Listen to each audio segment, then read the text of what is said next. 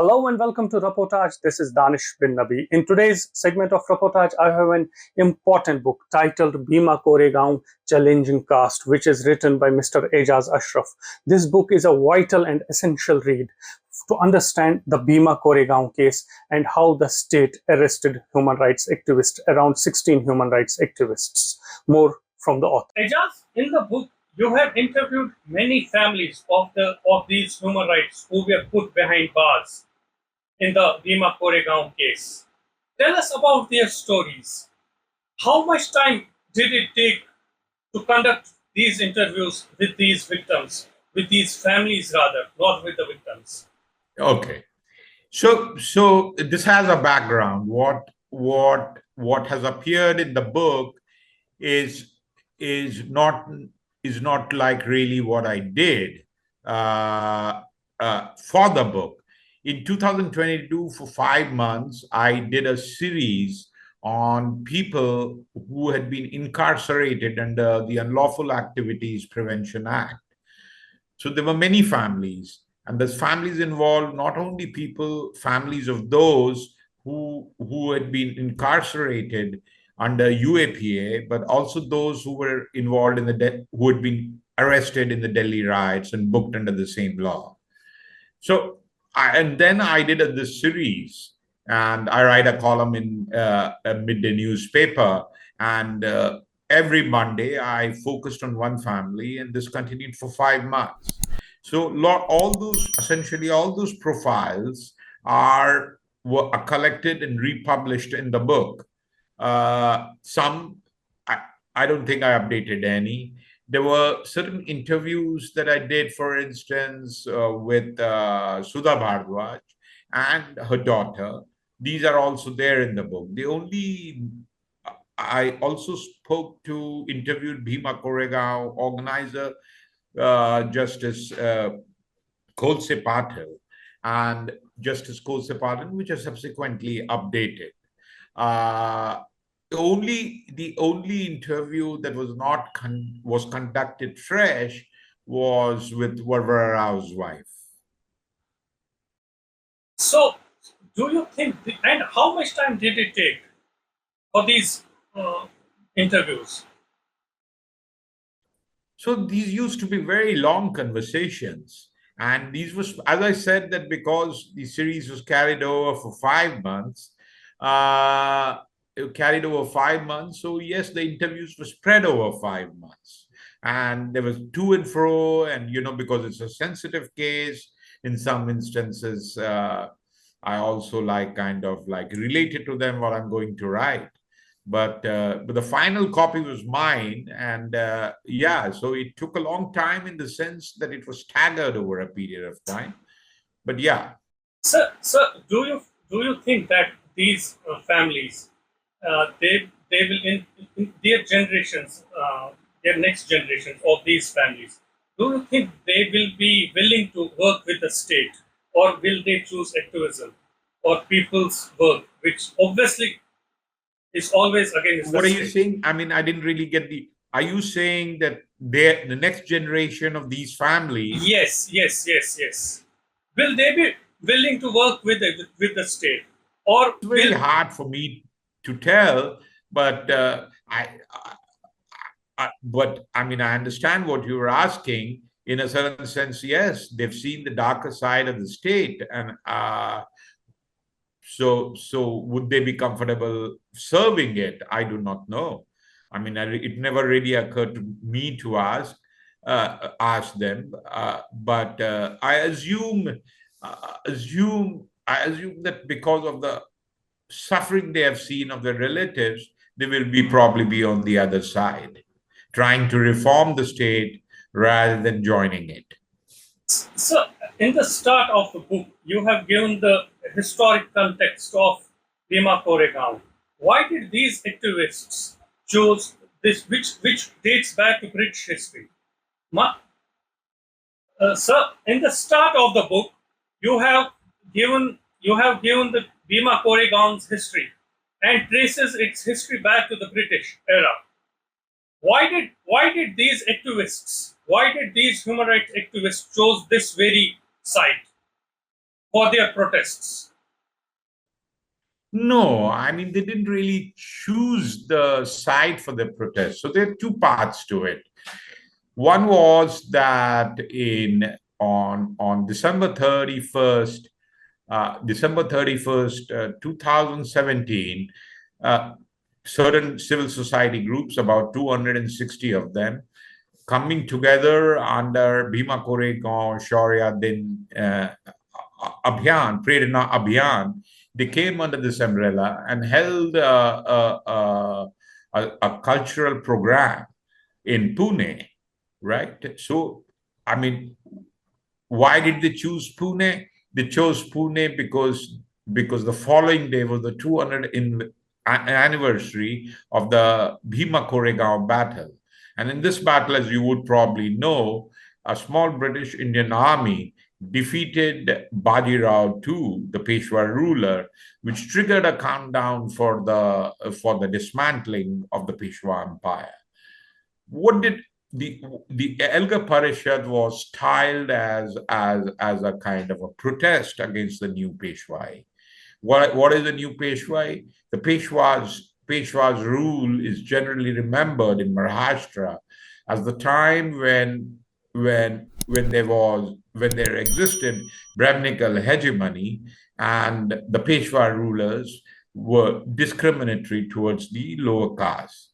So what they were implying, that by saying that it's the new Peshwai, what they were implying that the current governments in Maharashtra, I mean the then government in Maharashtra, as well as at the center, were showing symptoms of bringing back caste inequality back. I mean, were they right in doing so? I mean, there is a long debate over that. So the protest, it was held in Pune, and Pune is known for various reasons. Yes, the Elgar Parishad was held in on the grounds of Shanivar Vada Fort, and which was the Shanivar Vada Fort, which was the seat of the Peshwa rule, of the Peshwa rulers. Subsequently, there were violence in Bhima Koregaon, and that violence wasn't really a protest. There were lakhs of people who were supposed to assemble, and they were, in a certain sense, there were provocative slogans, etc. And it has a long history, which was basically connected with the dispute as to who cremated Chhatrapati Shambhaji after he was executed by Mughal Emperor Aurangzeb, and his body was dismembered and his pieces scattered on the banks of the Bhima River. So, when this protest took place at this very place, at the Bhima Koregaon, there were No, the protest did not take place at Bhima Koregaon. This is what I'm emphasizing. not the protest, their program, the program. There were songs, there were paintings. Program took place in Pune, which is 30 kilometers away from the village of Bhima Koregaon. Ajaz, when these protests were taking place, they were the creative form of the protests. They sang the songs, there was painting, there was poetry. Still, it was not allowed by the state. It was allowed by the state. That's why it was held. Okay. It wasn't as if this thing, it was subsequently. So here goes the background. The background to it, that the songs were very radical. They were rhythmic. It had a beat, but they were also very ideological. They were essentially talking about the oppressive caste system, which still operates in India. So in the songs, then there was a play which basically said, the title was Democracy or New Peshwai. Basically, people have a choice whether they want to opt for democracy or whether they want to opt for the rule of inequality, symbolized by the word Peshwa. So it was allowed. They had the permission. What really happened, that the violence, when it took place in Bhima Koregaon on 1st January 2018, the police conducted an investigation, which is and they kind of said that the Elgar Parishad, the cultural performance in Elgar Parishad, provoked the audience to resort to violence at Bhima Koregaon the Sir, following day. that's precisely my question. It did not provoke them because it was a creative form of protest they were doing. ये एक बहाना Obviously, it इन्होंने was. कर लिया state ने, if I am putting in other words. Yeah, sure, But sure. Sir फिर protest कैसे हम करें? एजाज साहब, प्रोटेस्ट कैसे एक डेमोक्रेसी में अगर आपको क्रिएटिव प्रोटेस्ट करने की भी परमिशन नहीं है, so then how can you raise your voice? What other forms are there to raise your voice? I mean, if the state is opposed to protests, I mean, there really don't no form which is so here. Here, the issue was not protest. The protests were allowed. It was how the protests were subsequently used to criminalize 16 people who were subsequently arrested, or the 16 activists and intellectuals who were arrested is the issue. This pattern was repeated again when the protest against Citizenship Amendment Act began. The protests were allowed, although initially the Jamia students, when they tried to lead a march, the police brutally beat them up. But the protests were allowed. It was that subsequently a riot was engineered, and it was blamed. It was blamed on the people, or the student leaders who were leading the protests. So what we see here is not the state disallowing protests, but harnessing this protest to criminalize certain people who are their ideological opponents. So is there a space for creative protests in India? On paper, definitely yes. If you have the permission, yes. But Yes. how? So it's something like this. You have freedom of speech, but really one can't tell what you are basically asking. It goes to the heart of what someone said earlier, years ago, that you have freedom of speech, but you do not necessarily have freedom after speech. Absolutely, sir. So you protest at your risk. Sir, how is this Bhima Koregaon case? How will it impact the Dalit movement in India, the overall Dalit movement in India? So how now we go back? Why? What is the significance of Bhima Koregaon for Dalits? I mean, why is it so dear to them?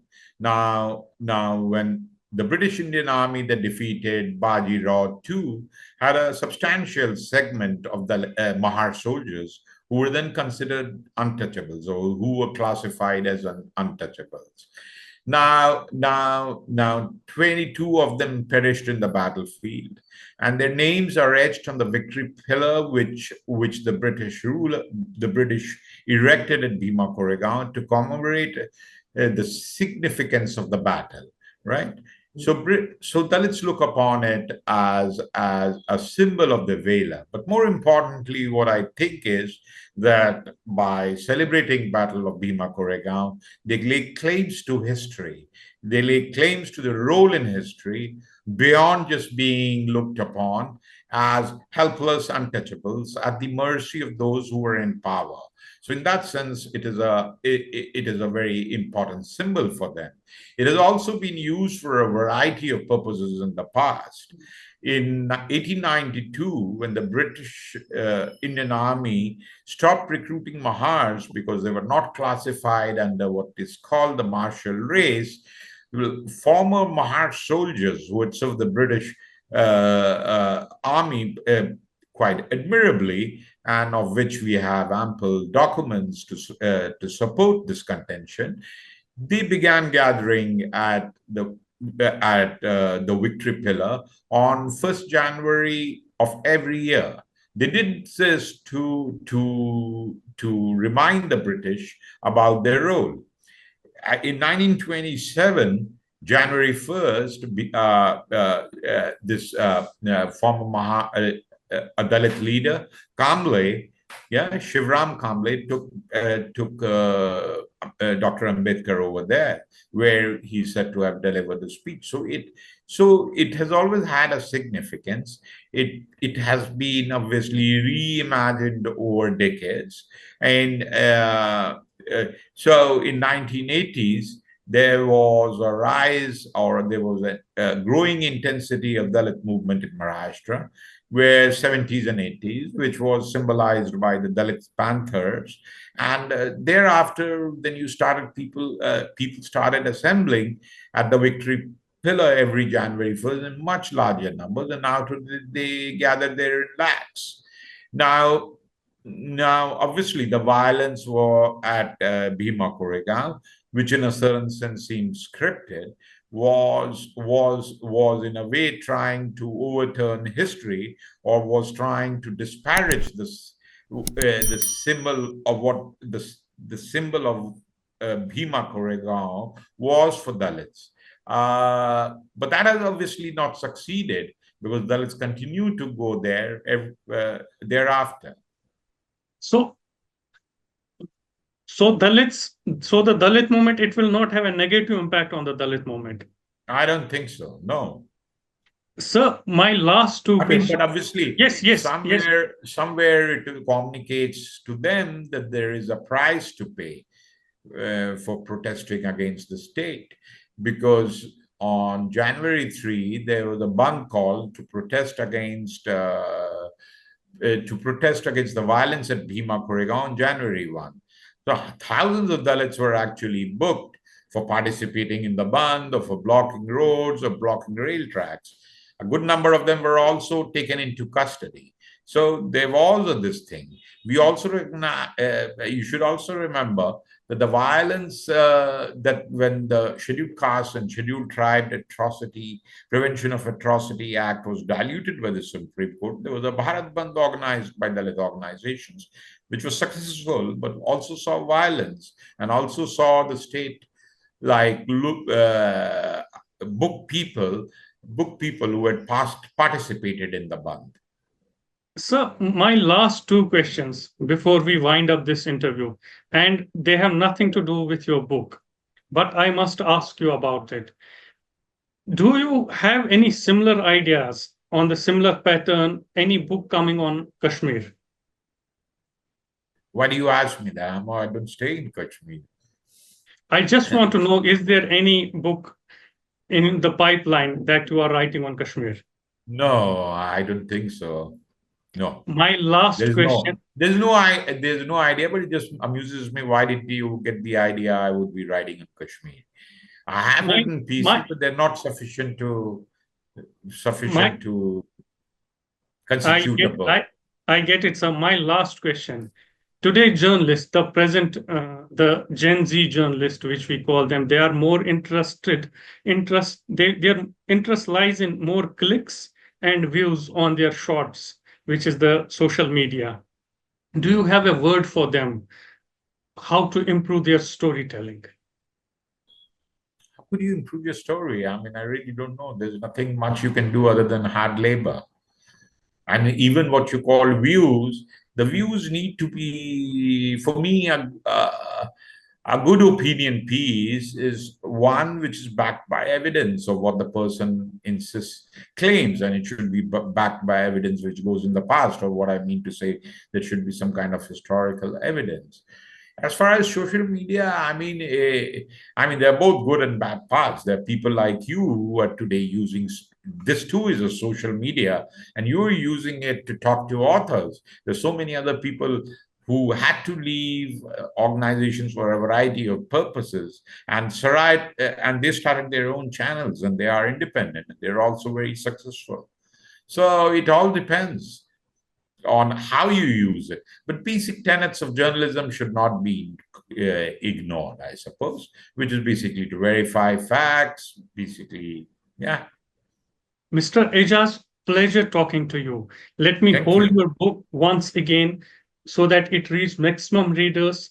people buy it, read it, and understand it about what the Bhima Koregaon case was. Pleasure talking to Oh, you. Thank you. yeah, Thank you. Danish. Thanks. It was a great pleasure talking to you as well.